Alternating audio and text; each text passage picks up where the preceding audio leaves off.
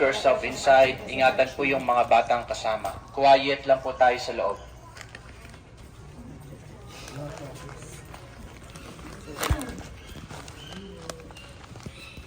Don't worry po, napakain po yan last year.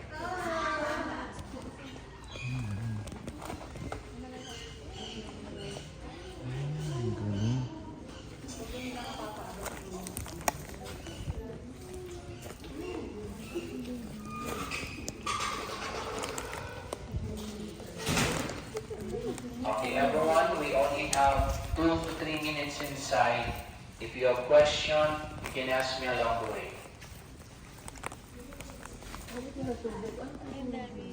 Crocodilus porosus ba ito? Hindi, ano to? Philippine crocodile. Territorial lang. Ito na... Ito ang madami. Ito may ano daw. Ano, apat sila.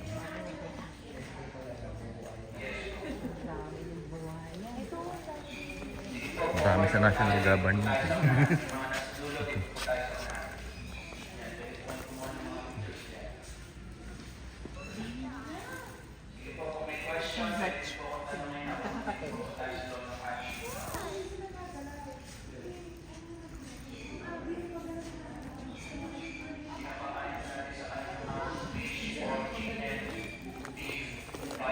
In Italy, there is crocodile.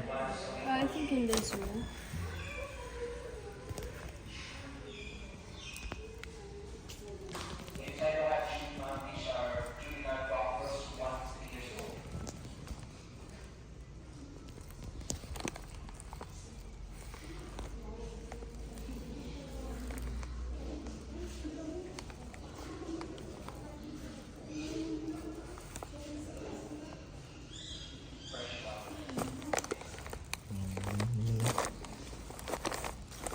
Hey. Anong gawa mo dyan?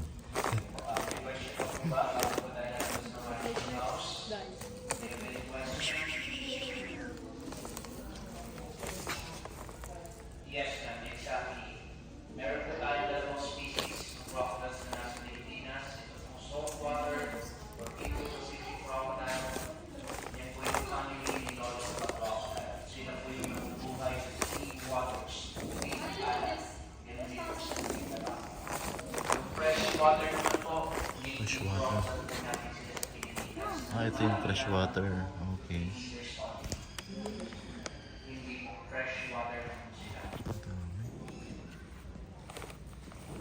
If there's chances, the juvenile crocodiles will release them back to the water.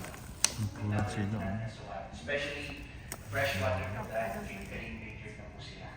Pinakarami po natin sila dito, then yun yung ibig po natin agad sa water. Okay? Alright, everyone, let's go na po sa mga big crocodiles.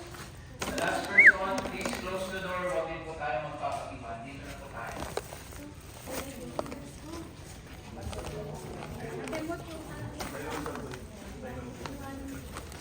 Kapag ko isa. Ayun isa.